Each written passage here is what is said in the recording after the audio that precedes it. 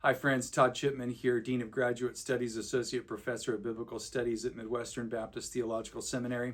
We are here at the end of March and thinking about the beginning of biblical theology. We want to have a book chat here. That's really a book chat, but an article chat, an informative article that was actually a lecture.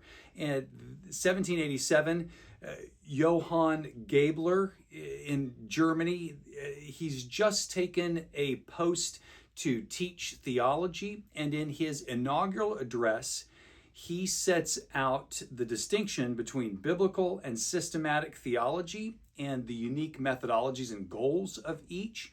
And that is where we trace really the beginning of biblical theology as we would understand it today. And there it's ironic because Gabler is arguing for unity, which these two endeavors, biblical and systematic theology, are often not noted to get along quite so well. A lot of distinction between the two. He's arguing for unity in theology by recognizing the distinction of these two, their purposes. And he argues that biblical theology is that progressive understanding of Scripture, paying special attention to the testaments, the authors inside, and following the progress of Scripture. And that is the simple, to use his word, the simple form of theology, as opposed to the more sophisticated and nuanced form of theology that is dogmatics, that is appropriate to each age, and a philosophical orientation looking at Scripture and answering questions at the particular age of history that theologians are working in. And Gabler argues that theologians should first engage biblical theology, and then after that build on those simple historical unchanging ideas as then we look at the needs of the time with dogmatics.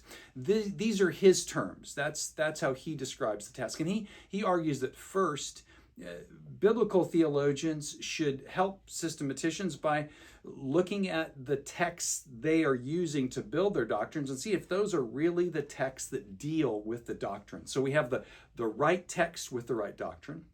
And second, to appreciate the internal flow of Scripture and allow distinctions between various authors in Scripture, and then try to put them together on their own terms. This is the framework that Gabler sets out there, 1787, and from that we can trace biblical theology today. I have a few works here just to call our attention to. And by the way, this essay, it's the actual framework that Gabler set out. It's the text of his speech, available in an older imprint of MJT here from spring 2011, and you can find this online, but that's where you could find in the older imprint.